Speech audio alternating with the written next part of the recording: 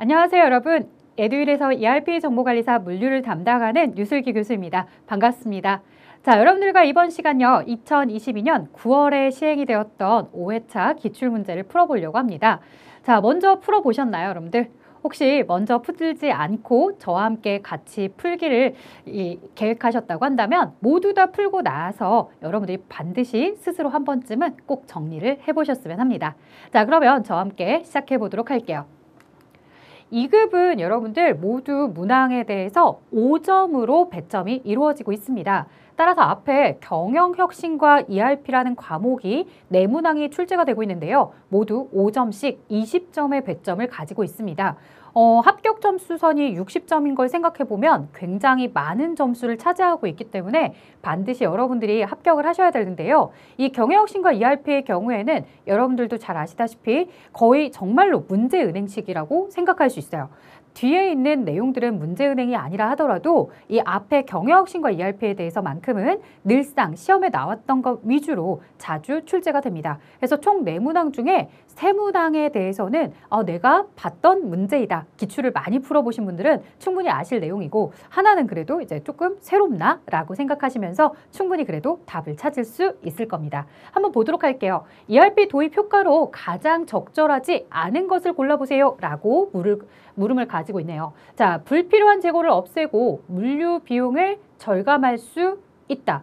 아무래도 이 ERP 시스템을 도입해서 물류라든가 회계, 인사, 생산 이런 모든 모듈들을 한꺼번에 통합해서 관리를 하다 보니 불필요하게 재고를 가지고 있지 않고 내가 딱 필요한 시점에 재고를 준비하는 이런 시스템으로 갈 수 있겠죠. 그래서 절감할 수 있고요. 업무의 정확도가 증가되고 업무 프로세스는 대신 단축될 수 있는 거죠. 그래서 우리가 DB를 넣어서 하고 있고 내가 입력한 데이터를 실시간으로 다른 사람들도 체킹할 수 있기 때문에 서로 데이터에 대해서 혹시라도 잘못 입력이 된다거나 오류가 발생하는 부분들에 대해서 우리가 바로 집계를 할 수 있고 또 데이터화 시켜서 컴퓨터 안에서 ERP 프로그램 안에서 운용이 되고 있으니까 당연히 정확도는 증대될 수밖에 없겠죠.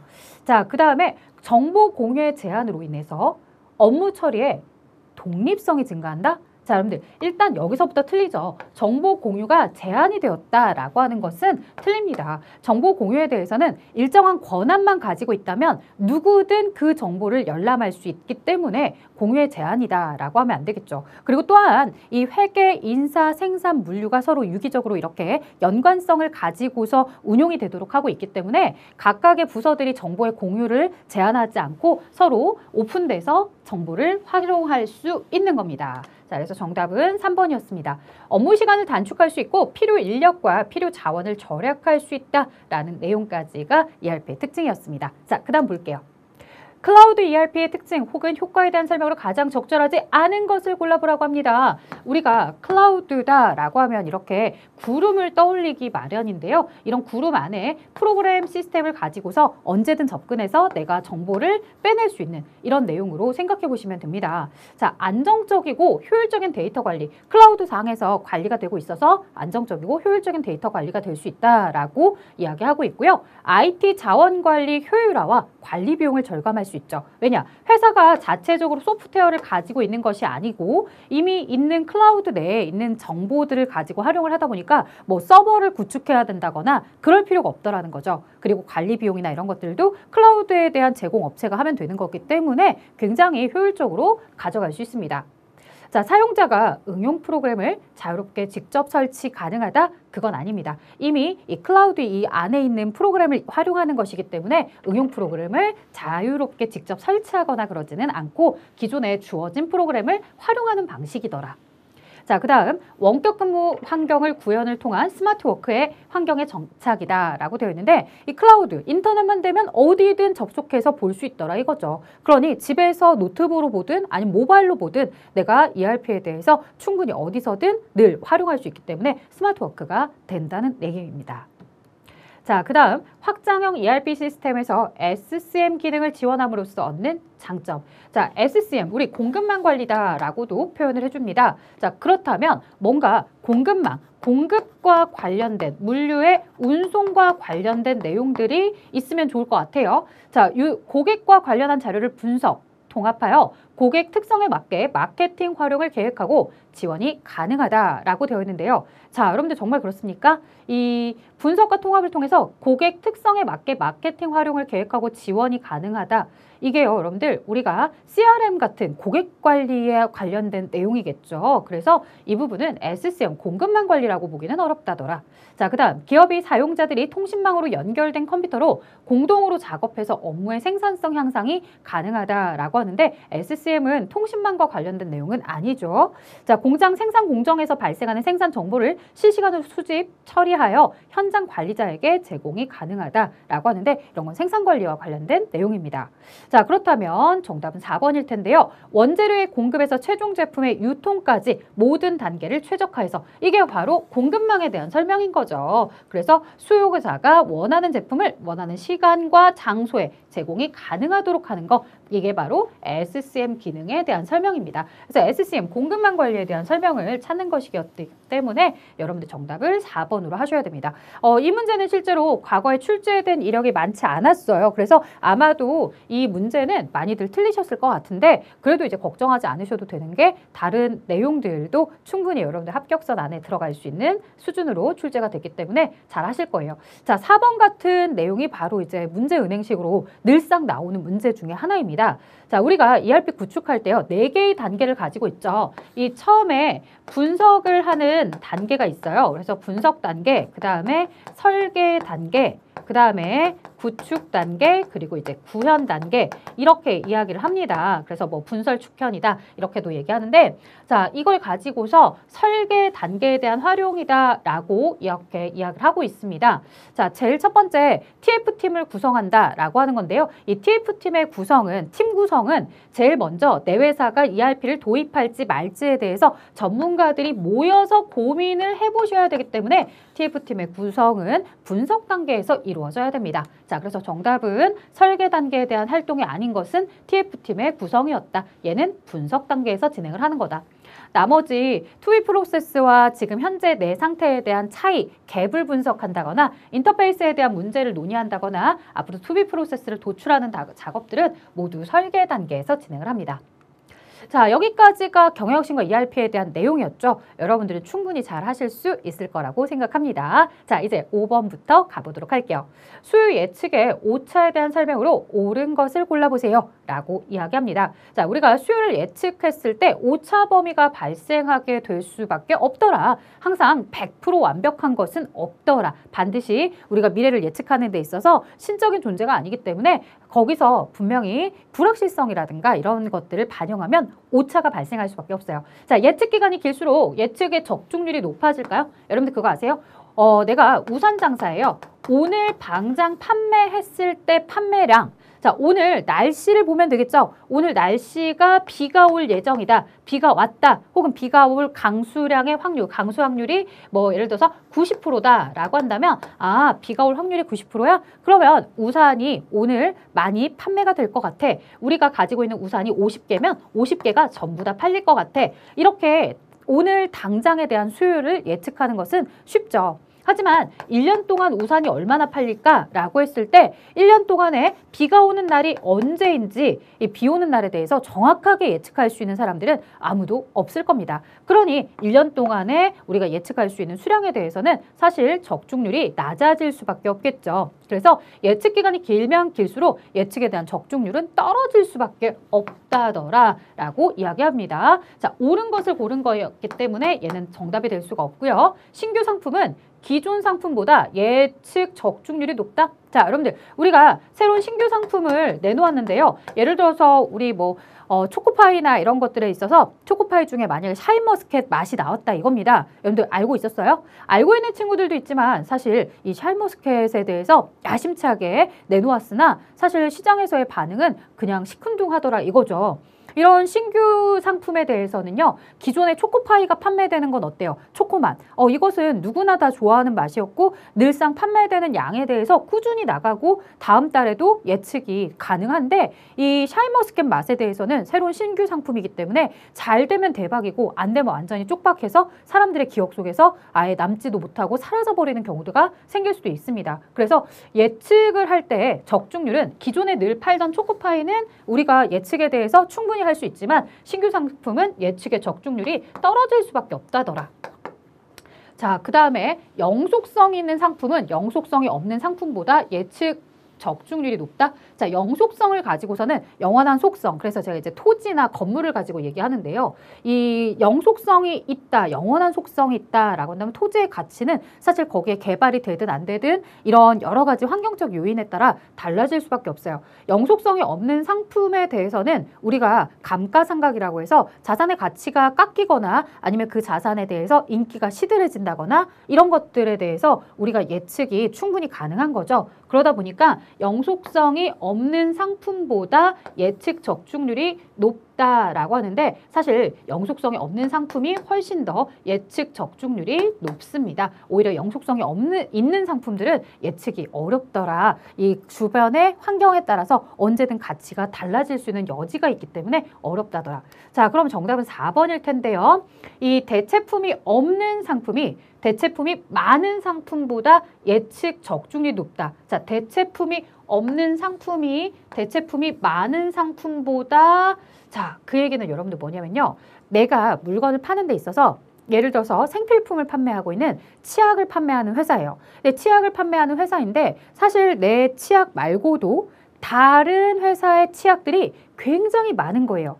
대체품이 이렇게 많은 상품들은요. 예측을 하는 데 있어서 어떻다라는 거예요? 쉽지 않더라는 거죠. 왜? 내 회사 상품에 대해서 혹시라도 다른 사람들이 선호하지 않는다거나 아니면 또 다른 새로운 경쟁자가 나온다거나 이런 여러 가지에 대해서 측정이 돼야 되는데 사실 그런 것들이 쉽지는 않죠.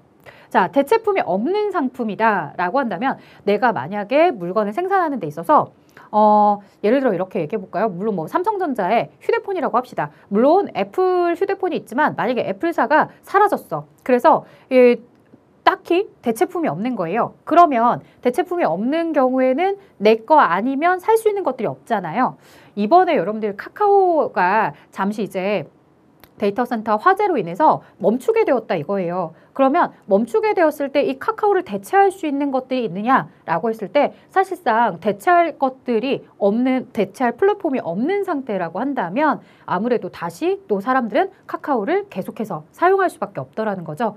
그러니 사실 카카오 내에서는 데이터 센터에 불이 나고 나서 복구로 인해서 여러 가지 손실들이 발생을 하지만 택시도 카카오 택시, 뭐 그 외에도 자영업자들도 카카오에 대한 주문이라든가 결제 시스템 이런 것들을 마련하고 있기 때문에 대부분은 다시 또 카카오로 다시 돌아올 것이다 라고 생각할 수 있는 거죠. 그래서 대체품이 별도로 없다라고 한다면 예측의 적중률은 높아질 수밖에 없다더라. 자,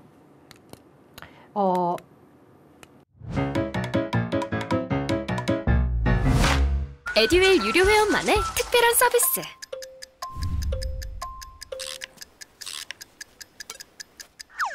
하치하차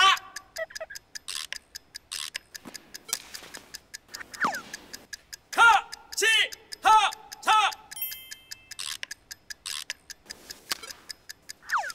정답! 같이 하자 친구야 에듀윌 유료 회원!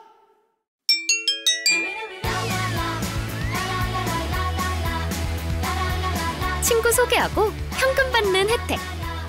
오직 에듀윌 유료 회원에게만. 에듀윌. 네. 그래서 정답은 이렇게 5번에 4번이었죠. 그래서 대체품에 대한 내용을 가지고서 우리가 예측 오차를 한번 설정해 볼 수 있었다라는 것까지 이야기해 봤어요. 그 다음에 6번 갈게요. 주식회사 생산은 수익성 지표를 활용해서 선분기의 목표 매출액을 설정하고자 한다라고 나와 있습니다. 자, 손익분기점의 목표 매출액을 구하는 얘기였죠. 네, 손익분기점 매출액 구하기였습니다. 자, 손익분기점 제로가 되는 지점이죠. 그러면 이 하나의 물건의 판매 가격이 1,200원, 그 물건에 대한 변동비가 200원이다. 근데 공식을 가지고서 계산하시는 분들은 굉장히 편하죠. 사실은 고정비를 나누기 공헌이익률로 하시면 돼요. 공헌이익률은 판매 가격의 변동비를 제외한 나머지가 공헌이익입니다. 따라서 제품당 판매 가격 1,200원에 1,000원에 대한 이 공헌이익률을 계산한다. 그럼 1,000원 나누기 1,200원이다 라고 하면은 0.83333 이렇게 나가요. 자, 그러다 보니까 처음부터 소수점으로 이렇게 계산을 해서 정답을 구하기가 조금 그러네 라고 생각하시는 분들은 이렇게 이제 풀어보는 거죠. 일단은 뭐를 먼저 구하는 거냐면 손익분기점의 판매량을 먼저 구해본대요. 판매량 어떻게 구하느냐? 자, 고정비 400만 원인데요. 이것에 대해서 하나 단위당 공원 이익으로 나누는 거죠. 예를 들어 이런 얘기입니다. 내가 물건을 하나 판매를 1,200원에 하는데 그 물건을 만들기 위해서 200원의 변동비가 들어가더라. 그럼 물건 하나를 내가 생산해서 팔면 1,000원씩 남더라. 1,000원씩 남는데 하나 팔았다고 해서 내가 막 좋아할 게 아니다. 왜? 1,000원은 남았지만 이 고정비를 아직 커버하지 못했다. 그럼 저 고정비까지 다 커버하려면 얼마냐? 라고 했을 때 400만 원 나누기 1,000원에 대한 1,000원에 대한 내가 공원이익으로 나눠주게 되면 내가 판매에 대한 손익분기점 판매량이 나오는 거죠. 손익분기점 판매량은 4,000개가 됩니다. 아, 나는 4,000개까지는 무조건 팔아야 고정비까지 모두 다 커버할 수 있는 수준이구나. 4,000개는 반드시 팔아야지 손익분기점에 도달하는구나 라고 알 수 있는 거죠. 여러분들 영화 산업이나 이런 데 보시면 관객 수가 얼마나 들어야지만 우리가 손익분기점을 달성할 수 있느냐, 이런 것들에 대해서 보실 때 이미 그 관객과 관련해서 뭐가 있더라는 거예요. 내가 이 제작할 때 제작 비용이 있더라는 거죠. 그 다음에 이제 극장을 한 관씩 돌릴 때마다 변동비도 생각을 해보고 그런 것들을 모두 다 고려하면서 아, 내가 이 관객 수가 몇만까지 들어야지만 손해를 보지 않는 수준이 되는구나 라는 걸 알 수 있게 될 거예요. 자, 이렇게 4,000개에 대해서 이렇게 손익분기점 판매량을 구했다면 이제 매출액은 4,000개에다가 한 개당 얼마씩이다? 1,200원씩 이렇게 곱해주도록 하겠습니다. 자, 개당 1,200원씩 판매를 하고 있었더라. 그러니까 480만 원에 대해서 손익분기점의 판매량을 가지고서 계산한 뭐가 나오더라? 손익분기점 매출액이 나오더라. 그래서 480만 원이 정답이었습니다. 자, 공원이익률을 가지고서 계산하고 싶었지만 공원이익률이 소수점으로 나오고 있기 때문에 정확한 산출이 되지 않을 것 같아서 뭐를 먼저 구한 다음에 손익분기점의 판매량을 먼저 구한 다음에 거기에 제품 단위당 판매가를 곱해서 매출액을 산출해 보았습니다. 자, 7번입니다. 주식회사 생산성은 제품 A의 모델과 B의 모델의 판매 할당을 위해 보기의 자료를 이용해서 교차 비율을 산출하고 한다. 설명 중 옳지 않은 것, 설명으로 옳지 않은 것을 고르세요 라고 했죠. 자, 교차 비율. 여러분들 교차 비율은요. 일단 상품에 대한 회전율이 있습니다. 그래서 상품에 대한 회전율이다 라고 하면 이 매출액을 뭘로 나눈 거냐면 평균 재고액. 자, 이런 상품의 회전율과 그 다음에 뭐를 보자는 거예요? 한계 이익률. 한계 이익률은 한계 이익을 매출액으로 나누는 거죠. 그래서 매출액에서 한계 이익이 차지하는 비율입니다. 이런 식으로 우리가 상품에 대한 회전율, 재고 회전율, 그 다음에 한계 이익률이 서로 교차되는 것에 따라서 교차 비율이 높을수록 뭐를 하게 되더라는 거예요. 우리는 더 많은 목표 판매량을 설정해 주자 라는 거죠. 왜? 그 녀석이 하나를 팔았을 때 이익을 보더라도 더 큰 이익을 볼 수 있게끔 해주는 것이기 때문에 그렇습니다. 자, 매출액과 매출액이 이렇게 나와 있다라고 한다면 어떻게 하시면 돼요? 서로 지우고 지우면 한계 이익을 뭘로 나누었을 때? 평균 재고액으로 나누었을 때, 평균 재고액으로 나누었을 때 이게 바로 이제 우리가 교차 비율이다 라고도 할 수 있습니다. 그럼 교차 비율 A 모델에 대해서 한번 구해볼게요. A 모델의 교차 비율을 보시면 A 모델 같은 경우에는 지금 평균 재고액이 10억, 거기에 한계 이익이 40억이다 라고 나와 있습니다. 자, 그렇다면 A의 교차 비율은 4. 자, B의 교차 비율을 한번 계산해 보도록 할게요. B의 평균 재고액 50이고요. 그 다음에 B의 한계 이익은 100이 되었습니다. 따라서 B의 교차 비율은 2가 됩니다. 자, 교차 비율이 A가 더 높죠? A가 더 높기 때문에 A 쪽으로 좀 더 집중을 해주는 게 이 회사는 좋습니다. 그래서 A 모델에 더 높은 목표 판매액을 할당한다. 맞는 표현이고요. 질문은 옳지 않은 것을 고르도록 하고 있었기 때문에 다른 내용도 볼게요. A 모델의 교차 비율은 2이다. 틀렸죠? A 비율의 교차 비율은 4였습니다. 따라서 정답은 1번이었네요. 자, 나머지 B 모델은 A 모델보다 교차 비율이 낮다. 자, 교차 비율에 대해서 이 B 모델은 2, A보다 4보다 낮다 라는 표현이었죠. 자, A 모델과 B 모델의 한계 이익률은 같다. 한계 이익률이라 하면 얘가 한계 이익률이었죠. 자, A의 한계 이익률을 한번 계산해 볼까요? A의 한계 이익률은 A의 매출액 80이었다. 그 다음에 A의 한계 이익은 40이었다. 라고 해서 여기가 0.5가 되나요? 50%. 자, 그 다음에 B도 볼게요. B 같은 경우에 매출액이다 라고 하면 매출액이 200억, 그 다음에 B의 한계 이익이다 라고 하면 100억, 따라서 0.5, 50% 서로 같은 한계 이익률을 가지고 있었습니다. 자, 이런 내용들을 가지고서 교차 비율에 대한 내용들, 여러분들 2급에서는 교차 비율 물어보는 거 굉장히 좋아하니까요. 꼭 정리를 해두셔야 되는 파트 중에 하나입니다. 사실 1급만 가더라도 교차 비율보다 다른 것에 더 많이 집중을 하시는데 2급은 교차 비율이 가장 어렵다고 생각하시는 것 같아요. 그래서 교차 비율 잘 체크해 주시고요. 그 다음 갈게요.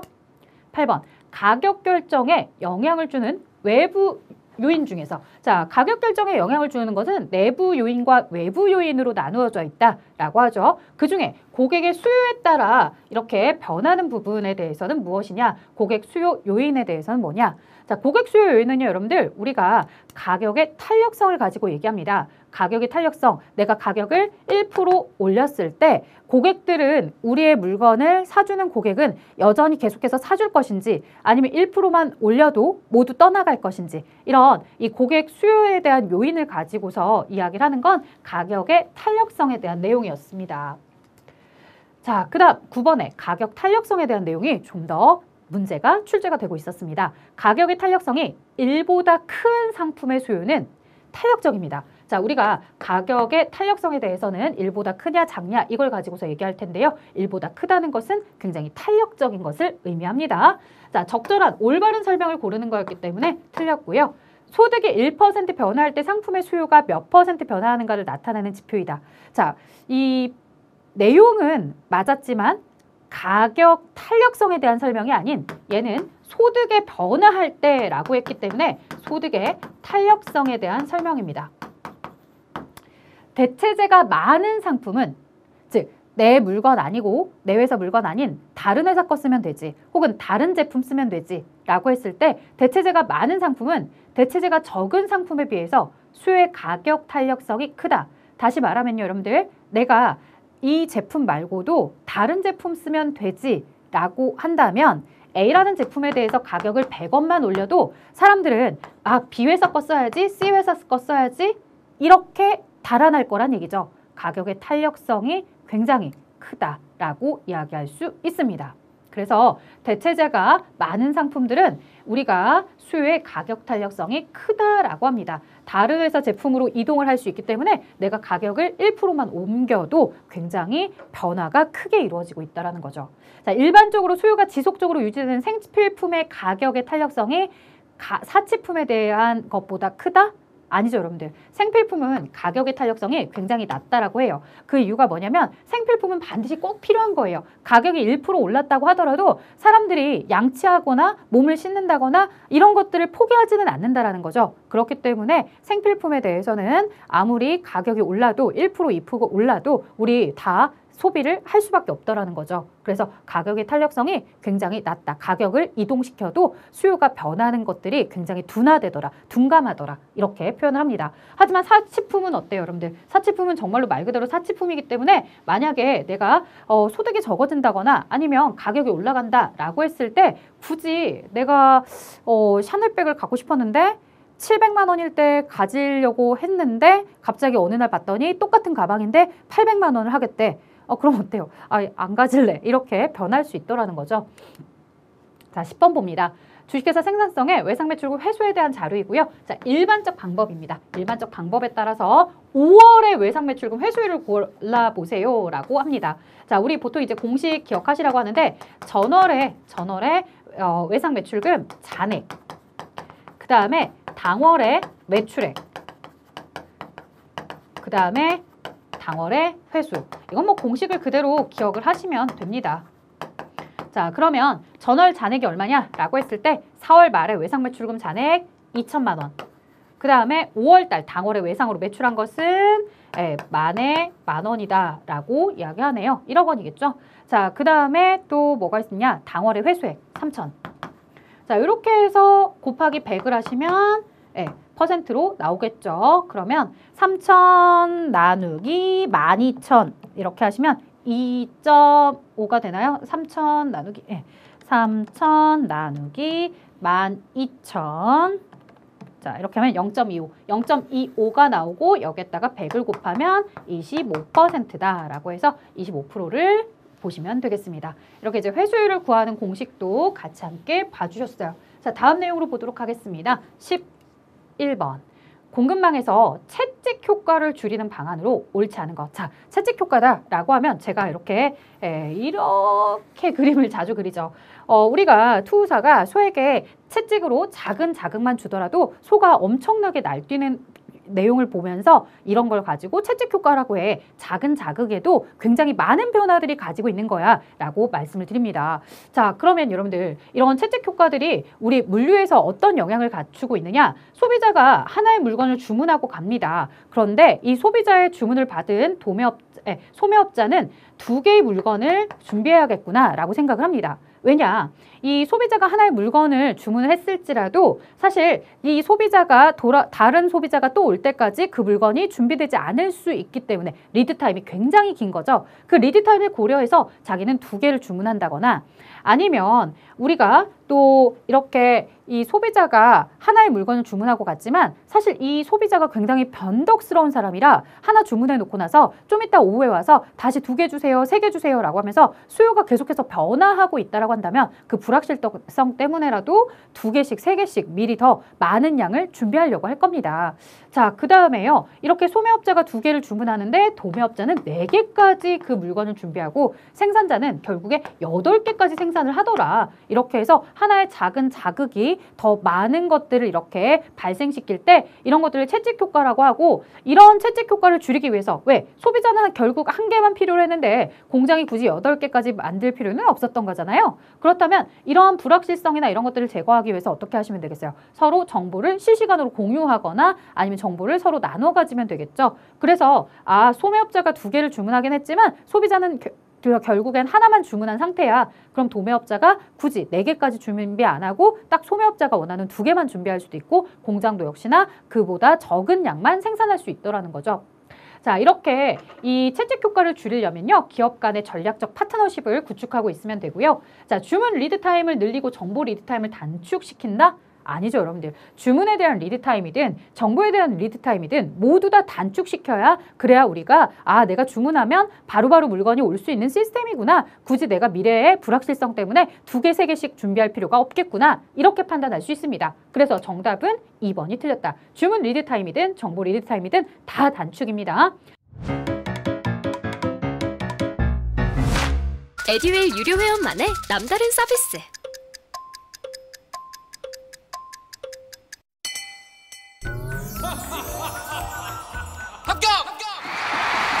합격하고 돈도 받는 혜택. 오직 에듀윌 유료 회원에게만.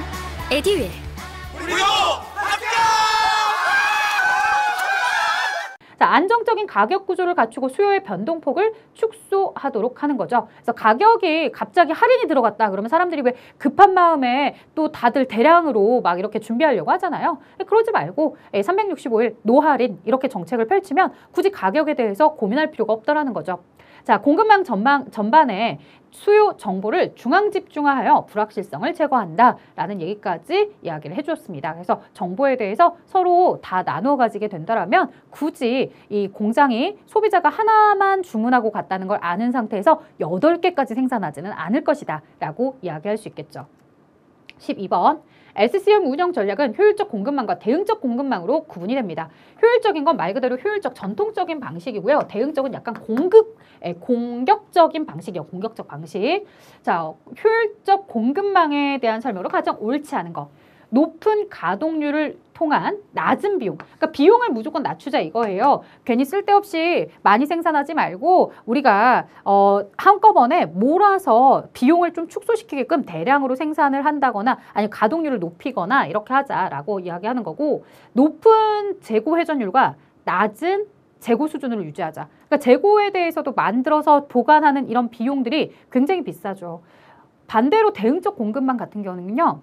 대량에 대해서 많이 생산해 놓고 있자 그래요. 왜? 이 고객들이 왔을 때 결품의 비율을 확 줄이려고 하는 거죠. 그래서 어떤 고객이 오든 얼마의 수량을 주문하든 난 언제든 준비돼 있어. 너가 오면 내가 다 줄 수 있어. 이렇게 준비를 하는 대응적 공급망의 시스템 특징도 있죠. 하지만 효율적인 것은 재고 회전율을 계속 높여야 되고 창고가 작기 때문에 많은 물건을 보관하면 안 되고 또 재고가 많이 가지고 있으면 그만큼 자금의 흐름이 좋지 않은 거니까 재고를 최소화시켜야 돼. 비용을 줄여야 돼. 라고 하는 방식은 효율적 공급망. 자, 불확실성에 대비한 초과 버퍼 생산 용량을 배치한다. 이거 뭐겠어요? 대응적 공급망에 대한 설명이겠죠.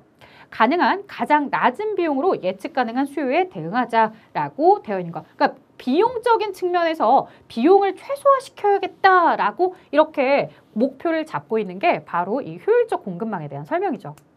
13번입니다. 물류 거점 설계 시 고려하는 비용 항목에 대한 설명 중 가장 적절하지 않은 것.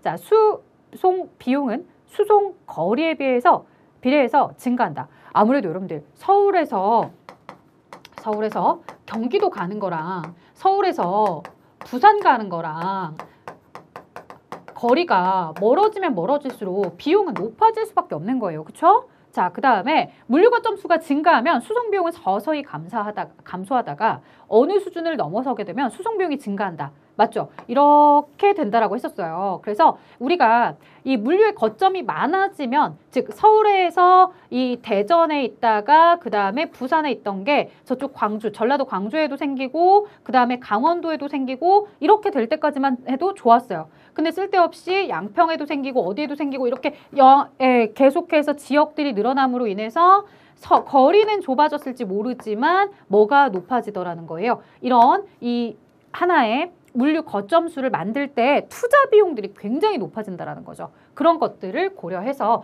오히려 거점 수가 많아질 때 이렇게 증가할 때 수송 비용이 줄어들긴 하지만 그 이후에 뭐가 증가하기도 하더라. 다시 또 투자 비용이나 이런 것들이 증가하면서 관련된 비용들이 증가하기도 하고 수송 비용도 증가할 수 있다더라. 왜냐하면 그만큼 차량 배치량이 많아지니까 차에 대한 구입량이나 이런 것들을 통해서 수송 비용이 같이 증가하는 거죠. 자, 그다음 고정 투자 비용에는 인건비 및 초기 설비 투자 비용을 포함하며 물류 거점 수에 비례해서 감소하는 경향을 가져요. 여러분들 고정 투자 비용이다라고 하면 앞에서 이야기했던 물류 거점을 우리가 만들려면 어떻게 해야 돼요? 거기 건물도 있어야 되고 직원도 있어야 되고 그걸 건설하는 비용도 들어갈 테고 투자 비용이죠. 이런 것들은 거점 수가 늘어나면 늘어날수록 같이 늘어나는 거죠. 예를 들어서 물류 거점 하나를 만드는데 1억이 들어가요. 그럼 물류 거점을 3개 만들어요. 그러면 3억이 더 추가적으로 필요하겠죠. 근데 물류 거점을 더 만들어요. 그러면 거기에 대한 물류 거점 비용, 건설 제작 비용이 계속해서 증가하는 거니까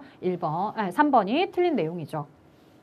자, 재고 비용은 물류 거점 수가 증가함에 따라 처음에 크게 증가하다가 어느 수준 이상이 되면 완만하게 비용이 증가하는 경향을 갖는다라고 되어 있습니다. 그래서 재고 비용에 대해서 물류 거점 수에 따라 모두 다 그 안에 재고를 보관하고 있어야 되니까 처음에는 이렇게 늘어나죠. 근데 그러다가 그 재고도 계속해서 우리가 대량 구매나 이런 것들을 하거나 대량 생산을 하게 되면 우리 단위당 원가가 줄어들기 때문에 관련된 재고 비용이 이렇게 줄어들기도 합니다.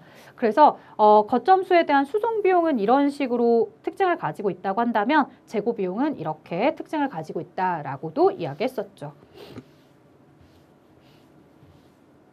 자, 그 다음 14번입니다. 재고의 유형으로 가장 적절한 것. 계절적인 수요가 갑자기 여름에 많이 예를 들어서 여름이 올해는 조금 더 많이 더웠더라. 작년에 여름이 치고는 선선했던 거에 비해서 여름이 많이 더워지더라. 그러면 갑자기 아이스크림 판매량이 엄청나게 늘어날 거니까 우리가 그것에 대비해서 미리미리 재료를 사다 놓자. 비축재고죠. 자, 그 다음 가격의 급등이나 파업도 비축재고를 마련하게 하는 이유 중에 하나입니다. 원자재 값이 오를 거야 라고 이야기를 하면 갑작스럽게 사람들은 어때요? 미리미리 재료를 많이 내가 구매를 해놓는 거죠. 자, 그 다음에 수송재고는 여러분들 말 그대로 소유권이 나한테 있는 상태에서 나한테 오는 중에 있는 거, 운송 중에 있는 재고를 수송재고라고 하고요. 순환재고다라고 하면 제가 이제 주로 이거 가지고서는 라면 얘기를 많이 했었는데 라면이 이해가 안 간다면 이제 여러분들 건전지 이해해보세요라고 해요. 건전지 우리가 보통 어디 가서 보게 되면 편의점 가서 보게 되면 4개 세트의 건전지가 있을 거예요. 근데 내가 가지고 있는 장난감은 건전지가 딱 3개밖에 들어가지 않는다라는 거죠. 그러면 4개짜리 하나 세트 사와가지고 3개 넣고 나면 하나 남아요. 근데 그 하나 남았을 때 또 다시 내가 건전지를 교체해줘야 되는 상황이면은 가서 또다시 하나 사오게 되는 거죠. 계속해서 이렇게 순환하면서 계속 남아있는 재고예요. 자, 그 다음 안전재고는 말 그대로 우리 회사가 불확실성에 안전하게 대비하기 위해서 갖추는 재고죠. 자, 15번입니다. 이 고정주문기간 발주 모형을 이용할 때 고정주문기간이라는 것은 그 기간에 대해서는 고정을 해놓고서 우리가 양에 대해서는 계속해서 바꿔주는 거죠. 고정주문량은 양이 똑같은 상태예요. 근데 고정주문기간은 기간이 똑같아요. 뭐 예를 들어서 매주 월요일이면 매주 월요일 이렇게 이제 결정을 해놓고서 그때그때 필요한 양만큼을 내가 조절해서 시키는 거죠. 그러면 그때그때 필요한 양이 얼마냐라고 했을 때 목표 재고량부터 목표 판매량부터 일단은 우리가 먼저 결정을 해주셔야 돼요. 목표 양이 몇 개냐라고 했을 때 지금 보시다시피요. 검토 주기간의 수요, 즉 내가 재고가 몇 개 있고 몇 개를 주문해야 되는지 그때도 재고는 계속해서 사용이 되고 있는 거고 그 다음에 이제 주문을 넣어요. 주문을 넣으면 오늘 주문했을 때 이틀 뒤에 도착한대요. 그러면 이틀 뒤에 도착하면 하루에 30개씩 60개가 이렇게 사용이 되는구나. 그래서 구매 리드타임 동안 몇 개가 쓰이게 될지. 자, 그리고 인생 불안하니까 내가 10개에 대한 안전재고는 꼭 가지고 있어야 돼.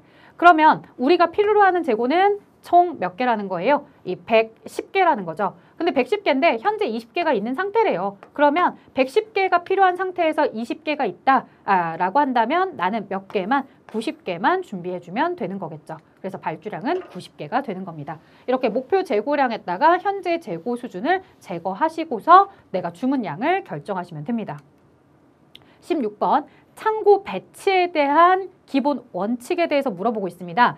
창고, 자, 높낮이의 최소화. 우리가 창고에 대해서 배치를 할 때 아무래도 높이 쌓으라고는 하는데요. 그래도 우리가 너무 높게 쌓는 것은 하지 않고 높낮이에 대해서 차이를 최소화시켜라. 하나는 높이 놓고 하나는 낮게 놓고 이러지 말고 그 낮의 차이나 이런 것들에 대해서는 최소화시켜서 낮은 것들은 낮은 것끼리 같이 놓고 높은 것끼리는 높은 것끼리 이렇게 놓아야 되겠죠. 자, 그 다음 자재 취급 횟수를 최대화시켜야 될까요? 가급적이면 여러분들 어떤 물건이든 자꾸 사람 손이 타면 자꾸 그 물건의 가치가 떨어질 수밖에 없다라고 하죠. 그러니 그 물건에 대해서 가급적이면 회사가 적게 터치하게끔 동선이든 뭐든 잘 고려를 해야 되겠더라라고 이야기하는 겁니다. 그래서 자, 우리가 보시는 것처럼 자재 취급의 횟수를 최대화시키는 게 아니라 최소화시키도록 하셔야 됩니다. 그 다음에 흐름 방향에 대해서 직진성 원리다. 우리 마트에 대해서 이렇게 많이들 이야기했었는데 마트 가져다 보면 여러분들 보통 이렇게 들어가서 식품 코너를 고쳐서 그 다음에 이렇게 쭉 돌아서 나오게끔 하죠. 혹은 이렇게 동선을 짜서 돌아오게끔 하죠. 이런 것들이 사람들이 가다 말고 빽해서 다시 보는 것이 아니라 앞으로 쭉 직진하면서 볼 수 있게끔 동선을 짜놓았습니다. 이렇게 하는 것이 좀 더 이 마트에 대한 활용도를 높이는 거죠. 창고도 마찬가지라는 거예요. 자, 그 다음에 물품, 사람, 운반기계의 역행이나 교차 없애기. 앞에서 얘기했던 거랑 똑같죠. 흐름 방향을 직진성으로 놓고 서로 교차하거나 왔다 갔다 하지 않게끔 앞으로 흐름성을 가지고 있게끔 해주는 거. 창고 배치를 이렇게 진행하셔라. 자, 17번입니다. 구매관리 영역과 기능은 구매 전략, 실무, 분석 이렇게 이제 구분할 수 있죠. 구매에 대한 전략 기능으로 가장 옳지 않은 것은 자, 구매에 대해서 우리가 전략을 할 때 구매 방침부터 어떻게 구매를 할 거냐, 입찰 방식을 할 거냐, 아니면 수의계약 방식을 할 거냐 이런 구매 방침 그리고 그런 것들에 대한 구매에 대한 방법, 계획 이런 것들에 대해서 하는 거죠. 구매 가격을 결정하는 것은 실질적으로 이제 구매에 돌입했을 때 구매 실무에서 이야기하는 내용입니다. 나머지 이제 구매 분석은 내가 적절한 가격에 잘 구매를 했는지 결품 없이 잘 들어왔는지 이런 것들에 대해서 평가하는 방식이겠죠. 18번 선불기일 현금 할인에 대한 설명으로 옳은 것은 자, 선불기일이면 내가 정해준 현금 할인 날짜가 있을 거예요. 근데 그 할인 날짜 이외에도 먼저 너가 돈을 가지고 온다면 그 날짜에 맞춰서 뭐를 해줄게? 추가적으로 할인을 더해줄게 라고 하는 거죠. 그런 부분들을 가지고서 바로 2번이 되겠습니다. 현금 할인 만기일 이전에 선불 되는 기일에 현금 할인 비례해서 이자율을 차감해주는 방식이다. 자, 1번에 할인 판매 등 특별 기간 동안 현금 할인 기간을 추가로 적용한다. 엑스트라 데이즈다라고 얘기하죠. 그래서 예를 들어서 10일 안에 갚으면 4% 깎아줄게. 그런데 플러스 여기에 며칠 더 한다면 30일 더 추가로 우리가 할인 기간을 적용해 줄게. 그래서 특별 기간을, 할인 기간을 더 주는 거죠.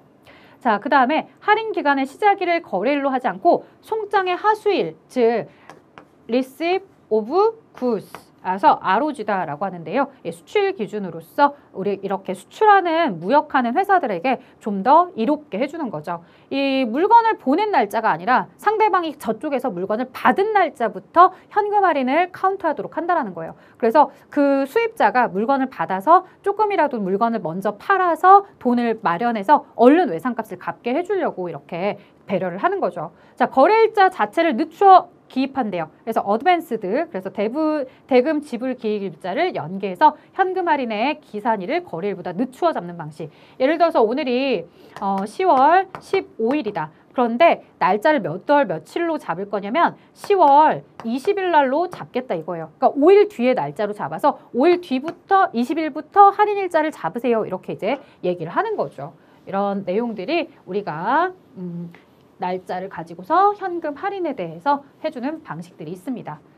자, 그 다음 19번 갈게요. 판매 원가를 구성하는 요소로 적절하지 않은 것은? 자, 판매 원가. 그럼 우리가 직접 원가다라고 해서 나와 있죠. 재료비라든가 노무비 요소들을 가지고서 우리가 직접비들을 더해서 직접 원가라고 하고요. 여기에다가 제조 간접비다라고 해서 간접비 성격을 더해줍니다. 이렇게 더하면 이게 바로 뭐가 되냐면 물건의 제조원가가 되죠. 이건 말 그대로 공장에서 그 물건이 제조되었을 때의 가격입니다. 그 제조원가에다가 뭐를 더해 주셔야? 판매 관리비. 자, 물건에 대해서 판매를 하고 그 매장을 관리하기 위한 비용들을 다 더해 주셔야 이게 바로 판매 원가가 된다고 합니다. 그래서 물건에 판매하기 위해서는 제조원가뿐만 아니라 뭐까지 합쳐서 판매 관리비까지 합쳐서 이야기를 하는 거죠. 자, 여기에다가 이익을 더해준다면 이것은 매출액이 되겠죠. 하지만 우리에게 물어본 것은 매출액이 아닌 판매 이익을 우리에게 판매 원가를 물어본 것이기 때문에 이익은 해당하지 않는다라고 제거를 하셔야 됩니다. 자, 그 다음 20번 갑니다. 구매 계약 시 대표적인 구매 거래 조건에 포함될 사항을 아래 보기에서 모두 나열하세요 라고 합니다. 자, 계약을 했을 때 돈을 어떻게 줄 건지, 현금으로 줄 건지, 외상으로 줄 건지, 아니면 할인 조건을 넣어 줄 건지, 그 다음에 물품은 어디에서 인도할 건지, 인도 장소. 자, 내가 이 계약서에 인도 장소를 넣지 않으면 그냥 공급자가 자기 얘기하는 거죠. 야, 너네가 와서 가져가기로 한 거 아니야? 근데 구매자는 뭐라 그래요? 우리 회사까지 무료로 배송해 주기로 한 거 아니야? 이런 게 문제가 될 수 있기 때문에 물품의 인도 장소나 이런 것들도 계약할 때 정해놔야 되겠죠. 자, 그리고 계약금에 대해서 어느 정도까지 할 거니? 10% 할 거니? 50% 할 거니? 자, 그 다음에 가격을 혹시 인하해 줄 수 있어? 할인할 수 있어? 혹시 우리가 너와 거래 계약을 하게 되면 정가는 얼마이지만 뭐 10% 할인한 가격으로 공급하겠다라는 계약서 써줄 수 있어? 라고 하는 거죠. 자, 그래서 리을번을 제외한 나머지 정답이 되겠습니다. 그래서 기역, 니은, 디귿, 미음입니다. 거래 물품의 시장 가격은 사실 계약할 때가 아니라 계약하기 전에 견적을 내어볼 때 이 물품의 시장 가격을 체크해 보겠죠. 그래서 견적 내줄 때 지금 시중에서 거래되는 가격은 이만큼 거래 가격인데 너에게 견적서를 주면서 만약에 우리랑 계약을 하면 시장 거래 가격보다 뭐 더 높이 줄게 혹은 낮게 줄게 아니면 비슷하게 줄게 아니면 물건에 대해서 충분하게 확보해 줄게 뭐 이런 것들을 다 같이 견적 활동에 대해서 진행을 할 때 이야기하는 거겠죠. 그래서 계약은 이미 그런 것들이 다 결정된 다음에 계약서를 쓰는 거기 때문에 리을의 거래 물품의 시장 가격이랑은 상관이 없더라. 자, 이렇게 여러분들과 함께요. 또 9월에 시행이 되었던 5회차 문제도 같이 한번 풀어보았습니다. 어떻게 정리가 잘 되셨나요? 만약 설명을 듣고서 내용이 어려웠다라고 하신다면 기본 내용, 기본서에 있는 강의라든가 교재를 통해서 여러분들이 다시 한번 꼭 정리하시면서 학습을 이어갔으면 좋겠습니다. 자, 모두들 좋은 결과 있으셨으면 하고요. 저는 실기 강의에서 뵙도록 하겠습니다. 수고하셨습니다.